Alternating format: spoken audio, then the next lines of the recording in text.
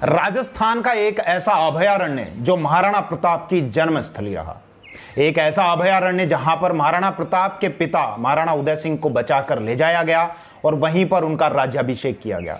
एक ऐसा अभयारण्य जहां पर महाराणा कुंभा की उन्हीं के पुत्र के द्वारा हत्या कर दी गई। एक ऐसा अभयारण्य जो धार्मिक आस्था का भी एक बहुत अच्छा केंद्र है और यहां पर रणकपुर जैन मंदिर स्थित है। तो आज इस वीडियो के माध्यम से हम कुंभलगढ़ अभयारण्य का भ्रमण करने वाले हैं और कुंभलगढ़ अभयारण्य के संबंध में सारी एक एक जानकारी लेने वाले हैं। तो सबसे पहले एक बार देखते हैं कि वो कुंभलगढ़ अभयारण्य जहां पर हम घूमने चलेंगे आखिर उसकी स्थिति क्या है।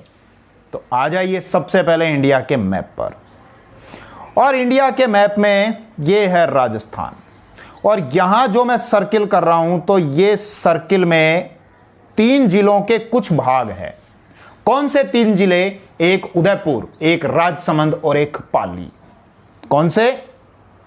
उदयपुर, राजसमंद और पाली। तो इन 3 जिलों के अंतर्गत कुंभलगढ़ अभयारण्य विस्तृत है। कुंभलगढ़ अभयारण्य को हम एक बार राजस्थान के मैप से भी देखते हैं। यह है राजस्थान का मैप और ये हैं वो 3 जिले उदयपुर, राजसमंद और पाली। और अगर मैं इसको सर्किल करना चाहूं तो एक रफली आइडिया इस प्रकार से मैं सर्किल कर सकता हूं, और इस सर्किल में राजस्थान के 3 जिले के कुछ भाग आए हैं, उदयपुर, राजसमंद और पाली, और यहीं पर यह कुंभलगढ़ अभयारण्य है जो 3 जिलों से संबंधित है। इसको सन 1971 में अभयारण्य का दर्जा दिया गया था, ध्यान रखना, 1971 में। इसका जो टोटल क्षेत्रफल है वो 610 के लगभग 610.5 वर्ग किलोमीटर के आसपास है। 610.5 किलोमीटर स्क्वायर। 0.5 के बाद कुछ और है तो मैंने 0.5 तक लिख दिया। इतने क्षेत्रफल के साथ ये राजस्थान का तीसरा सबसे बड़ा अभयारण्य है, तो मैं इसको लिख देता हूं नंबर 3। राजस्थान का जो सबसे बड़ा अभयारण्य है क्षेत्रफल के आधार पर वो है राष्ट्रीय मरु उद्यान, जो जैसलमेर और बाड़मेर में फैला हुआ है, जिसका टोटल एरिया है 3162 वर्ग किलोमीटर। दूसरा जो अभयारण्य है सबसे बड़ा क्षेत्रफल के आधार पर वो है कैला देवी अभयारण्य, जो मुख्य रूप से करौली जिले में फैला हुआ है, लेकिन करौली के अतिरिक्त सवाई माधोपुर में भी उसका कुछ भाग आता है, और वो है 676 वर्ग किलोमीटर के आसपास। मैं एक बार लिख देता हूं। सबसे बड़ा यहां पर जैसलमेर बाड़मेर में पहला कौन सा है? राष्ट्रीय मरु उद्यान। अभी केवल हल्का सा इंट्रोडक्शन दे रहा हूं, बाकी इसके बारे में जब पढ़ाऊंगा तब बात करूंगा। राष्ट्रीय मरु उद्यान कितना एरिया है? 3162 किलोमीटर स्क्वायर। ठीक है। दूसरा जो है वो यहां पर आता है, करौली और सवाई माधोपुर में फैला हुआ है, लेकिन मुख्य रूप से करौली में आता है, और यह है कैला देवी, कैला देवी अभयारण्य। इसका जो टोटल एरिया है वो है 676 पॉइंट समथिंग है, एग्जैक्ट मुझे ध्यान नहीं, 676 वर्ग किलोमीटर स्क्वायर के आसपास है। ठीक है। तो हमने इसकी स्थिति देखी, इसका क्षेत्रफल देखा और ये देखा इसकी स्थापना कब हुई। अब एक चित्र की ओर चलते हैं और देखते हैं कुंभलगढ़ अभयारण्य की क्या क्या विशेषताएं हैं। तो आ जाइए चित्र की तरफ, और इस चित्र में देखो सबसे पहले आपको एक ये मंदिर का चित्र दिख रहा है। ये है एक मंदिर, ये है यहां पर भेड़िया, ये है यहां पर 4 हॉर्न्ड एंटेलोप, और महाराणा प्रताप भी हैं। एक एक करके बात करते हैं और सबसे पहले इस मंदिर को लेते हैं। बड़ा ही सुंदर मंदिर है, जैनियों के लिए और अन्य धर्म के लोगों के लिए भी बहुत पवित्र और आस्था का केंद्र है, और यह है रणकपुर जैन मंदिर जो पाली जिले में आता है। कौन सा? रणकपुर जैन मंदिर। कौन से जिले में? पाली में। पाली जिले में ही कुंभलगढ़ अभयारण्य के अंतर्गत आता है। इसी मंदिर को चौमुखा मंदिर भी कहा जाता है। क्यों कहते हैं इसके नाम से स्पष्ट है, और आप भी आइडिया लगा ही सकते हैं चौमुखा मंदिर क्यों। क्योंकि जिस भगवान को यह समर्पित है उनके 4 मुख है, अर्थात चारों दिशाओं में देखते हुए हैं। किनको समर्पित है? जैनियों के जो प्रथम तीर्थंकर थे ऋषभदेव, या जिनको हम आदिनाथ भी बोलते हैं, उनको यह समर्पित है। यह ध्यान रखना, ये पूछ लिए जाते हैं किनको समर्पित है? ऋषभदेव, या जिनको हम कहते हैं आदिनाथ, उनको यह समर्पित है। और उनके 4 मुख है, अर्थात वो चारों दिशाओं में देख रहे हैं, इसीलिए इसको हम कहते हैं चौमुखा मंदिर। अब एक बार मैं इस मंदिर के अंदर आपको लेकर चलता हूं, ये देखिए, और देखो ये पूरा जो मंदिर है ये खंभों पर खड़ा हुआ है। कभी जाना और यहां पिलर्स गिनना, टोटल जो खंभों की संख्या है वो है 1444। और इतने खंभों पर जब ये मंदिर खड़ा हुआ है तो देखने में ऐसा लगता है जैसे पूरा का पूरा कोई जंगल स्तंभों पर खड़ा हुआ हो। इसीलिए इसको कहते हैं स्तंभों का वन। क्या कहते हैं? स्तंभों का वन। ठीक है, इसी को त्रिलोक दीपक भी कहा जाता है। यह जो मंदिर है इसके लिए ऐसा बताया जाता है कि महाराणा कुंभा के द्वारा जमीन दी गई थी और इसके लिए जो पैसे की व्यवस्था की थी वो धरण शाह या धरणक शाह नामक एक व्यक्ति थे, उनके द्वारा पैसा दिया गया था। और इसके जो शिल्पकार थे अर्थात जो आर्किटेक्ट थे वो देपा नाम के एक व्यक्ति थे। मैं लिख देता हूं एक बार। इसके लिए जमीन किसके द्वारा दी गई? महाराणा कुंभा के द्वारा दी गई, ऐसा बताया जाता है। और इसको क्या कहते हैं? त्रिलोक दीपक। त्रिलोक दीपक।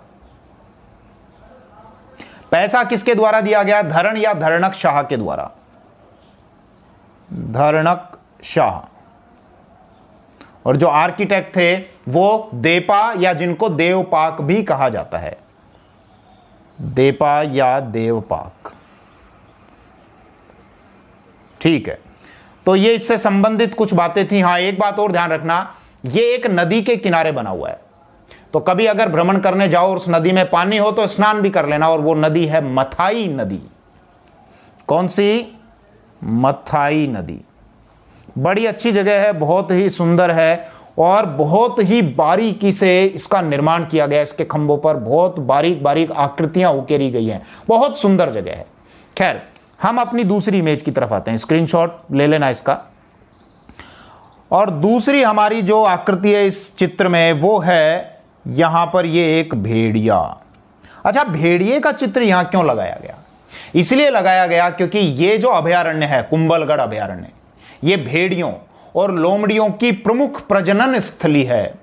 राजस्थान में अगर पूछा जाए भेड़ियों की मुख्य प्रजनन स्थली कौन सी है तो आप सीधे उत्तर देना आंख बंद करके, कुंभलगढ़ अभयारण्य। इसीलिए लगाया हुआ है। ठीक है। अच्छा, ये दूसरा ये है चौसिंगा हिरण, या जिसको हम हरिण भी बोलते हैं, और इसी को कहा जाता है फोर हॉर्न्ड एंटेलोप, क्योंकि ये एंटेलोप प्रजाति का है। 4 इसके सींग हैं। 1 कलर चेंज करूं भाई, 4 हॉर्न क्यों कहते हैं? 4 सींग हैं। 1 2 3 4। अच्छा, अगर इससे पहले आपने सीता माता अभयारण्य का वीडियो देखा होगा तो वहां पर भी मैंने इसी को 4 हॉर्न एंटेलोप को लगाया हुआ था। वहां पर भी इसको लगाया हुआ था, यहां पर भी इसको लगाया हुआ है। तो ये ध्यान रखना, ये हमको सीता माता अभयारण्य में भी देखने को मिलता है और कुंभलगढ़ अभयारण्य में भी हमको देखने को मिलता है। सीता माता अभयारण्य में इसको क्या कहते हैं? भेड़ल। स्थानीय लोग इसको भेड़ल कहते हैं, जबकि कुंभलगढ़ अभयारण्य में इसको घटेल कहा जाता है। तो ये ध्यान रख लेना, इसको क्या कहते हैं? भेड़ल या घटेल। भेड़ल कहां? प्रतापगढ़ सीता माता अभयारण्य में, और घटेल कहां? कुंभलगढ़ अभयारण्य में। कहां पर? कुंभलगढ़ अभयारण्य, उदयपुर, राजसमंद और पाली। इसके संबंध में देखो कुछ और बात हम कर लेते हैं कि इसका वैज्ञानिक नाम क्या है। वैसे तो मैं आपको पिछले वीडियो में ही बता चुका था, अर्थात जो मैंने सीता माता अभयारण्य का पढ़ाया था वहीं पर इसका वैज्ञानिक नाम बता दिया था, लेकिन वापस बता देता हूं। इसके कितने सींग हैं? 4। और ध्यान रखना, ये 4 सींग केवल मेल में होते हैं, अर्थात नर में होते हैं। और 4 को हम क्या बोलते हैं? टेट्रा। इसीलिए इसका जो वैज्ञानिक नाम आप याद रख सकते हैं, टेट्रासेरस क्वाड्रिकॉर्निस। क्या है? टेट्रासेरस क्वाड्रिकॉर्निस। इसके अतिरिक्त यहां के वन्य जीवों में एक और नाम ध्यान रखना, ये शायद मैं यहां चित्र लगाना भूल गया, खैर कोई बात नहीं। यहां पर एक मुर्गा भी पाया जाता है और वो ग्रे कलर का मुर्गा है, जिसको कहा जाता है जंगली धूसर मुर्गा, यानी ग्रे कलर का जो मुर्गा है यहां पर भी पाया जाता है। और इसके अलावा जो आबू का सेंसिटिव जोन है, जो सिरोही जिले में आता है, आबू सेंसिटिव जोन, वहां पर भी पाया जाता है। तो ध्यान रख लेना, कौन सा? जंगली धूसर। धूसर का मतलब हो गया ग्रे, धूसर मुर्गा। ठीक है साहब। अच्छा, यहां ध्यान देना, अब ये महाराणा प्रताप का हमने यहां चित्र लगाया हुआ है। तो महाराणा प्रताप का जो जन्म है वो यहीं पर हुआ था, कुंभलगढ़ में हुआ था। कुंभलगढ़ के अभयारण्य में यहां पर एक दुर्ग है, कुंभलगढ़ का दुर्ग, तो वहां पर महाराणा प्रताप का जन्म हुआ था। इनका बचपन भी यहीं कुंभलगढ़ में ही खेलते हुए बीता था। इसके अतिरिक्त यह भी ध्यान रखना कि महाराणा प्रताप के जो पिता थे महाराणा उदय सिंह, तो जब महाराणा उदय सिंह की जान को खतरा था तो पन्नाधाय ने महाराणा उदय सिंह को सुरक्षित चित्तौड़ के दुर्ग से निकालकर और कुंभलगढ़ में ही पहुंचवाया था, और वहीं पर ही सन 1537 ईस्वी में महाराणा उदय सिंह का राज्याभिषेक किया गया था, अर्थात कुंवर उदय सिंह का राज्याभिषेक किया गया था, जिसके संबंध में मैं मेवाड़ रियासत में आपके साथ में चर्चा कर चुका हूं। इसके अतिरिक्त यह भी ध्यान रखना कि महाराणा कुंभा जो मेवाड़ के एक महान शासक थे, महाराणा कुंभा की सन 1468 में उनके ही पुत्र उदा या उदयकरण ने यहीं पर कुंभलगढ़ में ही हत्या कर दी थी। तो ये कुंभलगढ़ से संबंधित कुछ महत्वपूर्ण बातें थी। अच्छा, एक और बात ध्यान रखना, यहां मैंने एक चित्र लगाया हुआ, ये रहा, और ये है बनास नदी का। कौन सी नदी? बनास। ये बनास नदी जो है कुंभलगढ़ अभयारण्य से बहती हुई जाती है। इसके अतिरिक्त एक और नदी ध्यान रखना, साबरमती। क्या विशेषता है, ध्यान देना। बनास नदी और साबरमती नदी इंडिया के मैप से, राजस्थान के मैप से आपको मैं समझाता हूं। ये यहां पर आ जाओ, इसको थोड़ा सा मैं क्लियर कर लूं। हम जानते हैं कि बनास नदी जो है वो राजस्थान के कुंभलगढ़ के खमनोर से निकलती है। ये राजसमंद है, राजसमंद में है खमनोर, खमनोर की पहाड़ियां, कहां पर? कुंभलगढ़ में। यहां से ये निकलती है, यहां से निकलने के बाद फिर चित्तौड़, भीलवाड़ा, अजमेर, टोंक और सवाई माधोपुर में चली जाती है, और सवाई माधोपुर के रामेश्वरम में चंबल नदी से मिल जाती है। ये इस प्रकार से यहां यूं चंबल नदी आती है, जिसके संबंध में फिजिकल डिवीजन ऑफ राजस्थान के जो वीडियोस हैं वहां पर मैं आपके साथ बात कर चुका, बहुत डिटेल से समझा चुका। खैर, वापस पॉइंट पर आ जाता हूं कि एक तो ये नदी निकली बनास, ये लिखूं, और यहीं से एक और नदी निकलती है, साबरमती नदी। कहां से? उदयपुर से। उदयपुर में कुछ पहाड़ियां हैं, गोगुंदा की पहाड़ियां, यहां से निकलती है और फिर ये निकलकर आगे चली जाती है गुजरात में। कौन सी नदी? साबरमती नदी। तो आपने नोटिस किया होगा कि एक नदी बनास है जो आगे जाके चंबल में मिल जाती है, फिर चंबल यमुना में मिल जाती है, फिर यमुना गंगा में मिल जाती है, और अंत में वो नदी बंगाल की खाड़ी में पहुंचती है। यानी बनास नदी तो बंगाल की खाड़ी प्रवाह क्रम की नदी है, जबकि साबरमती जो नदी है वो अरब सागर के प्रवाह क्रम की नदी है। अर्थात ये कुंभलगढ़ अभयारण्य ऐसा है जहां से बनास और साबरमती नदी निकलने के बाद अलग अलग प्रवाह क्रम की नदियों में विभाजित हो जाती हैं। बनास बंगाल की खाड़ी की तरफ चली जाती है और साबरमती अरब सागर की तरफ चली जाती है। ठीक है, इसको मैं हटा देता हूं। अब इस कुंभलगढ़ अभयारण्य के साथ ही लगे हाथ दो अभयारण्य को और कंप्लीट कर लेते हैं इसके साथ ही। तो एक तो है फुलवारी की नाड़ और एक है सज्जनगढ़ अभयारण्य। देखो, फुलवारी की नाड़ के लिए यहां पर आओ, आपको वही 3 जिले याद रखने हैं जो कुंभलगढ़ वाले हैं। कौन सा? उदयपुर हो गया, राजसमंद हो गया और पाली हो गया। तो इन 3 जिलों में है, उदयपुर, राजसमंद और पाली, इन 3 जिलों में यह अभयारण्य फैला हुआ है जिसको हम बोलते हैं फुलवारी की नाड़। यहां लिख देता हूं, फुलवारी की नाड़। ये जिले ध्यान रख लेना, आपसे पूछ लिया जाता है कौन कौन से जिलों में इसका विस्तार है। अब ये जो है फुलवारी की नाड़, इसका टोटल जो एरिया है वो 511 किलोमीटर के लगभग है, और इसको स्थापित किया गया था 1983 ईस्वी में। तो एरिया 511 पॉइंट समथिंग है, मैं एग्जैक्ट नहीं लिख रहा हूं, 511 पॉइंट समथिंग है। तो ये 511 किलोमीटर लगभग मैं इसको बोल रहा हूं, किलोमीटर स्क्वायर, और इसको स्थापित किया गया था 1983 में। तो अभयारण्य का दर्जा दिया गया 1983 में। अगर यहां कभी घूमने के लिए अगर जाएं तो यहां एक डैम भी है जिसको बोलते हैं मेहदी या मेहंदी डैम। मेहदी या मेहंदी डैम, यहीं पर अगर जाएंगे तो एक पार्क है ह्यूमन एनाटॉमी पार्क, वहां पर भी भ्रमण करने जाइए। Human anatomy park. इसके अलावा फुलवारी की नाड़ के संबंध में बात करने को लेकर और कोई विशेष बात नहीं है।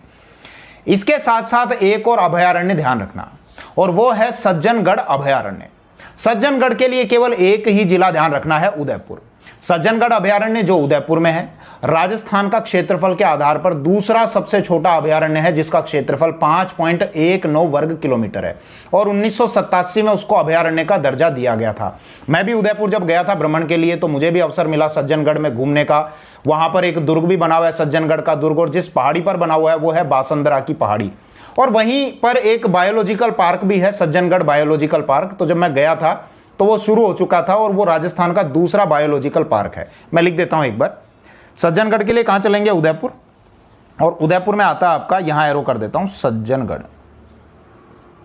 ठीक है साहब, सज्जनगढ़ में जाओ तो वहां का दुर्ग भी घूम के आना। किस नाम से है? सज्जनगढ़ के नाम से। ये पहाड़ी ध्यान रखना, कौन सी पहाड़ी पर? बासंदरा की पहाड़ी पर, पहाड़ी बासंदरा की पहाड़ी। अच्छा, क्या विशेषता है? राजस्थान का क्षेत्रफल के आधार पर दूसरा सबसे छोटा अभयारण्य। कितना एरिया है? 5.19 वर्ग किलोमीटर।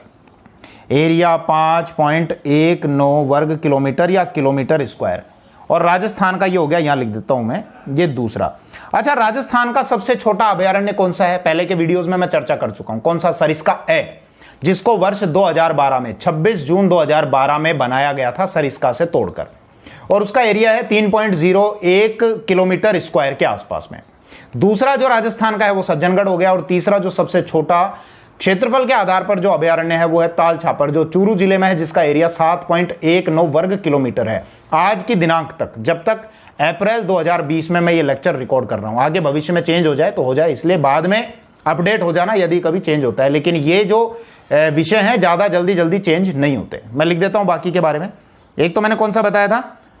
सबसे छोटा यहां अलवर में है, और वो कौन सा है? सरिस्का ए। कब बनाया गया था? 26 जून 2012 को। एरिया कितना है?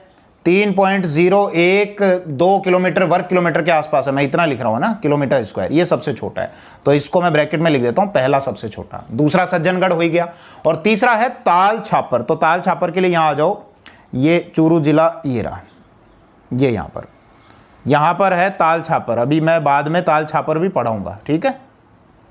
ये तीसरा सबसे छोटा। एरिया कितना है? 7.19 वर्ग किलोमीटर या किलोमीटर स्क्वायर। ठीक है, ओके। अच्छा, सज्जनगढ़ पे वापस आते हैं। हमारा सज्जनगढ़ चल रहा था, तो मैं क्या बात कर रहा था? सज्जनगढ़ है, पहाड़ी पर किला बना हुआ है, बासंदरा की पहाड़ी, राजस्थान का दूसरा सबसे छोटा अभयारण्य है। एरिया है 5.19 वर्ग किलोमीटर। यहीं पर बायोलॉजिकल पार्क स्थित है, जो राजस्थान का दूसरा बायोलॉजिकल पार्क है। लिख देता हूं, और बाकी को मैं एक बार हटा देता हूं, ताकि ये जो खिचड़ी सी हो रही है ना, ये थोड़ी साफ हो जाए और आप अच्छा सा समझ सको। ठीक है, ये यहां लिख देते हैं। तो बायोलॉजिकल पार्क, बायोलॉजिकल